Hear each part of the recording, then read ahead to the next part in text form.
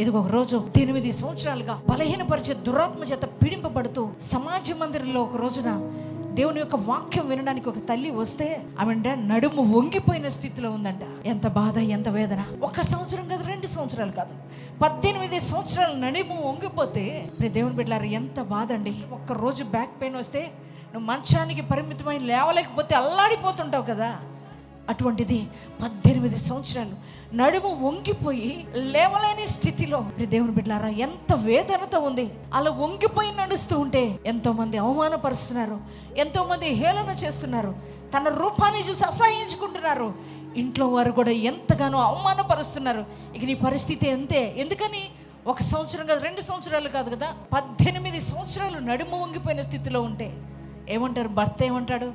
ఎన్ని సంవత్సరాలు చూపించాలి నా హాస్పిటల్లో, ఎన్ని సంవత్సరాలు నా డబ్బంతా ఖర్చు అయిపోతుంది, అయినా నీకు బాగుపడలేదు, స్వస్థత రాలేదు అని భర్త అంటే ఎంత బాధ, ఎంత వేదన. ఆమెంట ఏది ఏమైనా కానీ నేను దేవుని మందిరానికి వెళ్ళాలని ఒక ఆశతో సమాజ మందిరంలోకి వచ్చిందంట. మనమైతే కొంచెం బలహీనత వస్తేనే, అమ్మ సండే రాలేదేంటంటే, అయ్యగారు నాకు జ్వరం వచ్చిందండి, అయ్యగారు నాకు తలనొప్పి ఉందండి, అందుకే రాలేకపోయానండి అని అంటారు.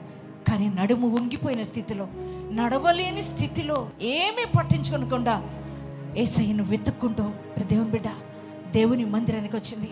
ఆ రోజున సమాజ మందిరంలో ఎవరు వచ్చారంటే నా యేసయ్య వచ్చినాడు. గట్టిగా చప్పట్లు కూడా దేవునికి స్తోత్రం చెప్తాం.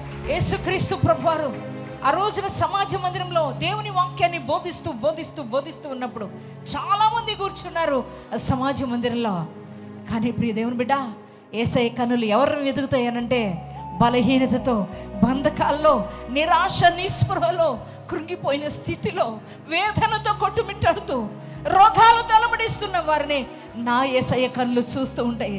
యేసయ్య కన్నులంట 18 సంవత్సరాలుగా బలహీనపరిచే దురాత్మ చేత పీడింపబడుతూ నడుము వంగిపోయిన స్థితిలో వచ్చిన ఆ తల్లినే నా యేసయ్య కన్నులు చూశాయి. గట్టిగా చప్పట్లు కూడా ప్రభు స్తోత్రం చెప్తాం. అక్కడ చాలా గొప్పవారు ఉన్నారు, చాలా పేరు కలిగిన వారు ఉన్నారు సమాజ మందిరంలో, చాలా ఆస్తి పరులు ఉండి ఉండవచ్చు.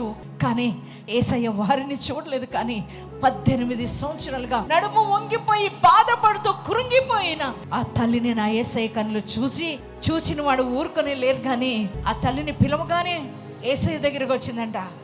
యేసయ్య దగ్గరికి రాగానే యేసయ్య ఆమె నడుము మీద చేయబెట్టి 18 సంవత్సరాలుగా పీడిస్తున్న ఆ దురాత్మను గద్దించగానే ఆమెట చక్కగా లేచి నిలబడిందంటే. గట్టిగా చప్పట్లు కూడా దేవునికి స్తోత్రం చెప్తాం.